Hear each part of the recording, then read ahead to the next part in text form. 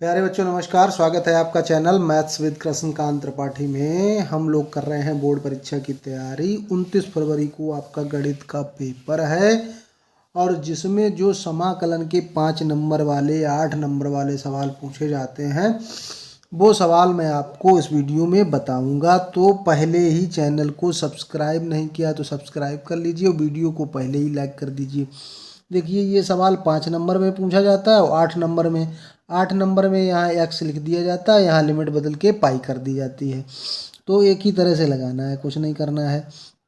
देखो यहाँ पे हमने ये सवाल दिया गया है, जब कभी कास स्क्वायर और साइन स्क्वायर एक्स हर में दोनों स्क्वायर में लिखे हों तो क्या करना है, अंश व हर में कास स्क्वायर एक्स का भाग देना है। अंश व हर में कास स्क्वायर एक्स से भाग देने पर, अब अच्छा भाग दे दो। तो जब भाग दोगे आप 0 to π/2, यहाँ पे तो समझ लो 1 है तो 1/कास स्क्वायर एक्स लिखोगे तो 1 कास स्क्वायर एक्स का उल्टा होता है सेक स्क्वायर एक्स। इतनी बात समझ में आई, क्योंकि यहाँ 1 होगा गुणन में कि नहीं, 1/, ऐसे समझ लीजिए। यहाँ ए स्क्वायर तो ऐसे ही रहेगा, कास स्क्वायर का भाग दोगे तो कास स्क्वायर कैंसिल हो जाएगा। बी स्क्वायर फिर साइन स्क्वायर और उसके नीचे कास स्क्वायर आएगा तो साइन/कास होता है tan स्क्वायर है तो tan स्क्वायर एक्स हो गया। इतनी बात समझ में आ गई। अब क्या करना है, अब यहाँ पे हमको प्रतिस्थापन करना है। क्या प्रतिस्थापन करना है कि b tan x बराबर t मान लेना है। तो अवकलन करेंगे तो b tan x का अवकलन सेक स्क्वायर एक्स dx बराबर dt। लेकिन हमारा ऊपर तो सेक स्क्वायर एक्स dx है, b तो नहीं है, तो अगर इसका मान निकालेंगे तो ये b उधर चला जाएगा और इसको हम लिखेंगे 1/b।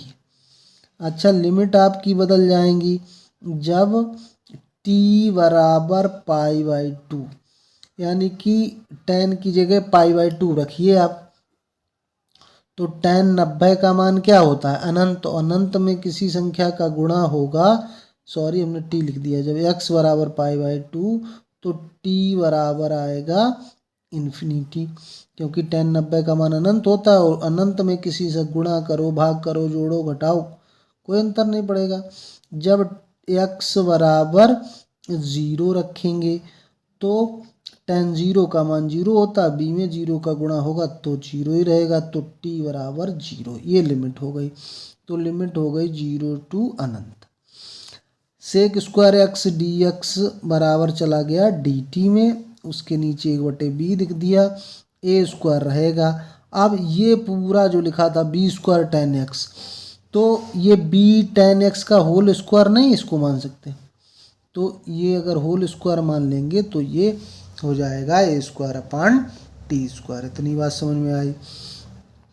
अब आपको पता होगा 1/b है ये, कि x एक फार्मूला क्या लगाना है कि 1/a² + x²।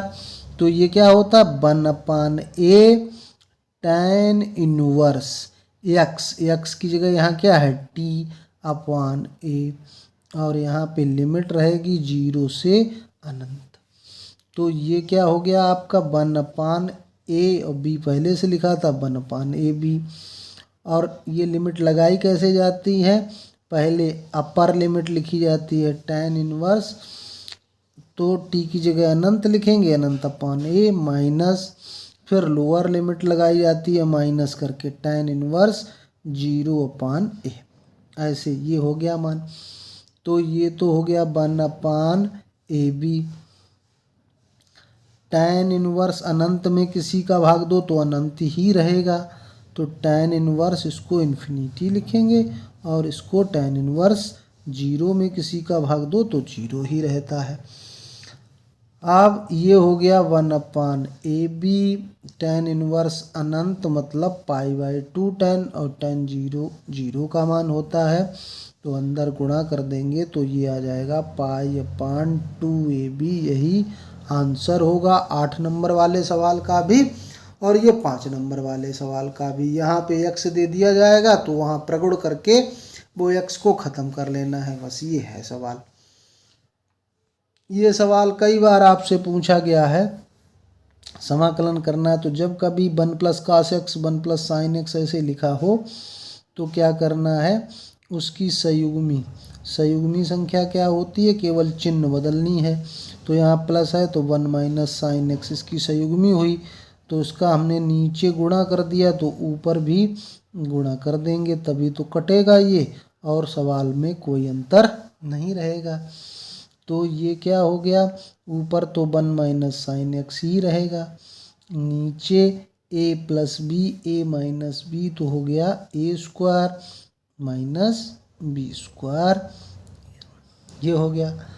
अब क्या करना है, ये आपको फार्मूला पता होगा कि sine square theta plus cos square theta बराबर 1, ये सर्व समीकरण 3 जो होती हैं एक वाली वो तो पता होंगी आपको।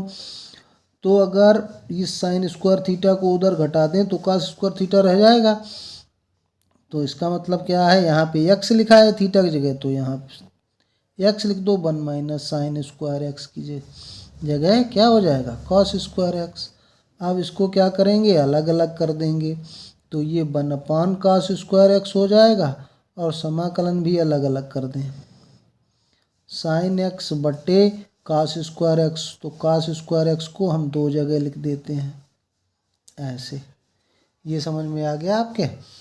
अब 1 बटे कॉस स्क्वायर एक्स हो गया sec square X D X minus 1 बटे कॉस एक्स हो गया सेक एक्स और साइन बटे कॉस हो गया टेन एक्स। तो सेक स्क्वायर एक्स का समाकलन होता है टेन एक्स और sec X into tan X का समाकलन होता है सेक एक्स, और समाकलन में एक कांस्टेंट जोड़ देते हैं, यही आपका हो गया आंसर। अब इस तीसरे प्रश्न में मैंने कई प्रश्न यहाँ करके लिखे हुए हैं, इसलिए लिखे हुए हैं कि ये एक ही तरह का सवाल है और इसमें भटकना नहीं है। क्या है, जैसे जो मैंने ब्लैक से लिखा हुआ उसको मैं बताता हूँ आपको कि हमने ये मान लिया i बराबर 0 से π/2 और रूट काट एक्स है, तो काट एक्स को हमने लिख दिया कॉस एक्स बटे साइन एक्स, नीचे 1 प्लस फिर रूट काट एक्स है तो उसको हमने लिख दिया कॉस एक्स अपान साइन एक्स। अब ये हो गया 0 से π/2 रूट में cos X upon sine X है आपका, नीचे रूट में साइन एक्स एलसीएम ले लीजिए, तो एक में गुणा हो जाएगा तो ये हो जाएगा root sine X plus root cos X और ये डी एक्स, तो ये कैंसिल हो गए। अब क्या सवाल आपका बन गया, अब ये सवाल बन गया 0 से π/2 root cos X upon root sine X plus root cos x.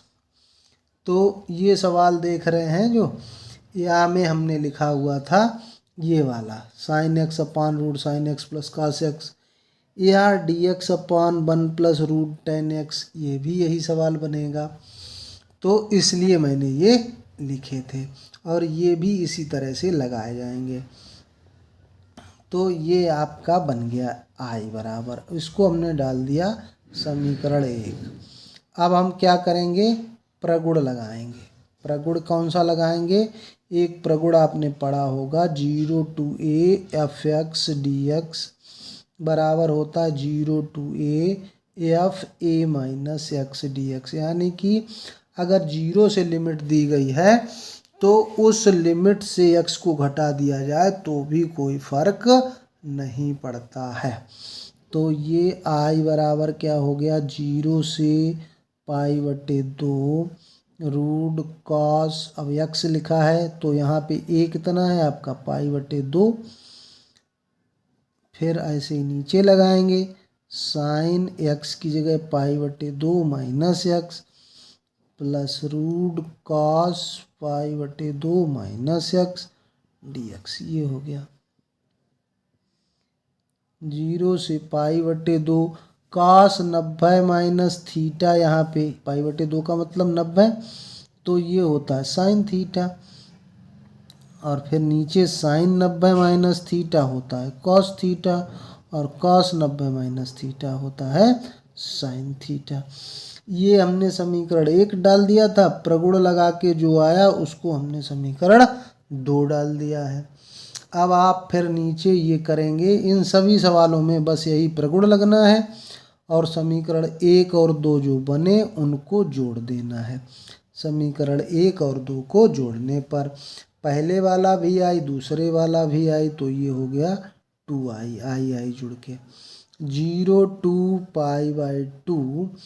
अब देखो इसको और इसको आपको जोड़ना है, देख लीजिए जरा।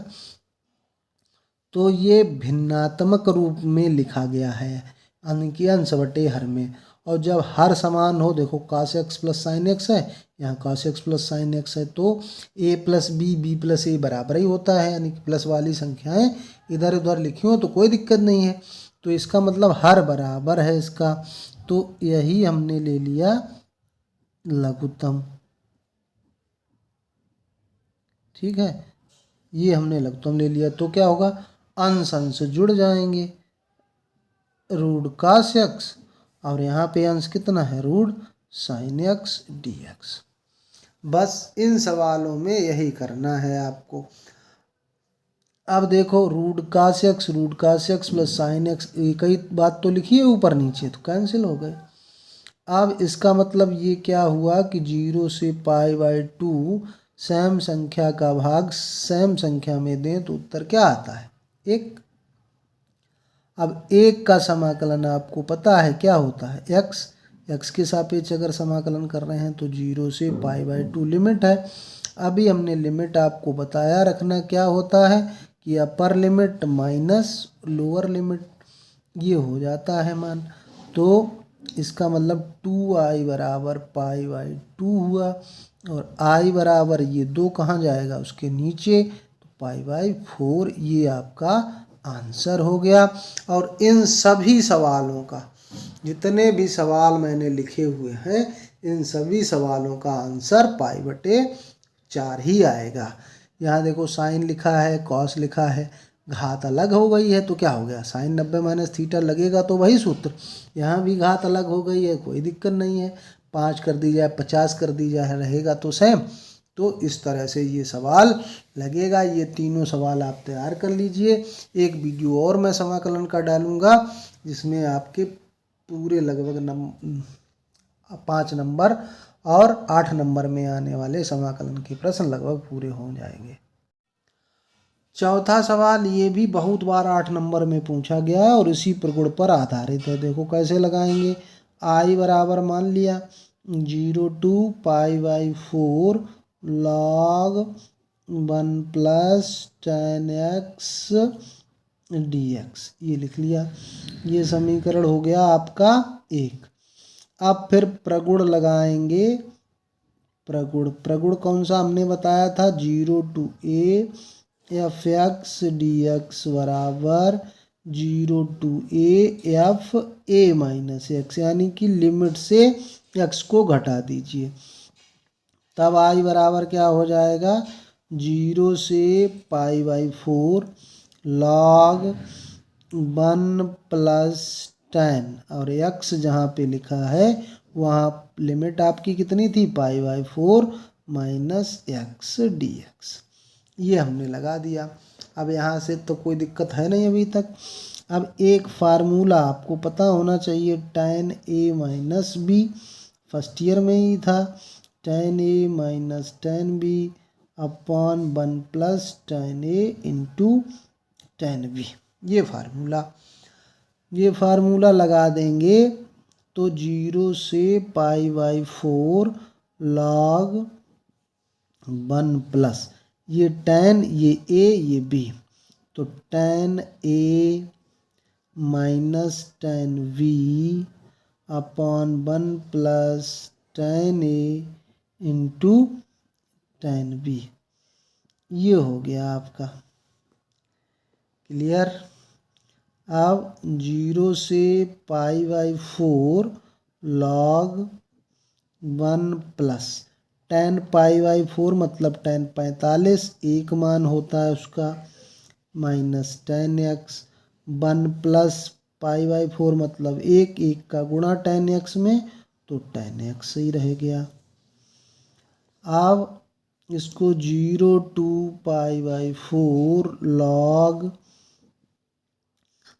1 प्लस tan x लघुत्तम ले लीजिए तो 1 प्लस tan x हो जाएगा, और फिर आगे प्लस 1 माइनस tan x हो जाएगा, और पूरे में एलसीएम क्या लिया हमने, 1 प्लस tan x, तभी ये ऊपर जुड़ गया एक में। अब देखिए tan x प्लस माइनस का था, कैंसिल हो गया। log 5/4 लिमिट थी ये 1 हो गया 2/1 प्लस tan x। अब एक फार्मूला आपको पता होना चाहिए, log m/n बराबर log m minus log n, ये फार्मूला होता है। तो इसी फार्मूले का हम यूज़ करेंगे 0 to π/4 log 2 minus log 1 plus tan x, ये फार्मूला हमने लगा दिया dx। ये चल क्या रहा है, i के बराबर। अब ये 0 से π/4 अलग अलग कर देते हैं, log 2 dx इसका कर लें, फिर 0 से π/4 log 1 प्लस tan x इसका अलग कर दें समाकलन, ये i के बराबर। अब जब हमने ऊपर सवाल लिखा हुआ था तो i बराबर है, तो लिखा था 0 to π/4, यही तो सवाल था हमारा, और इसको हमने i माना था, और पुनः ये फिर वही चीज़ आ गई, तो यहाँ पे i लिखेंगे, log 2, यहाँ x तो है नहीं, x के सापेक्ष हम समाकलन कर रहे हैं, तो log 2 कांस्टेंट हुआ।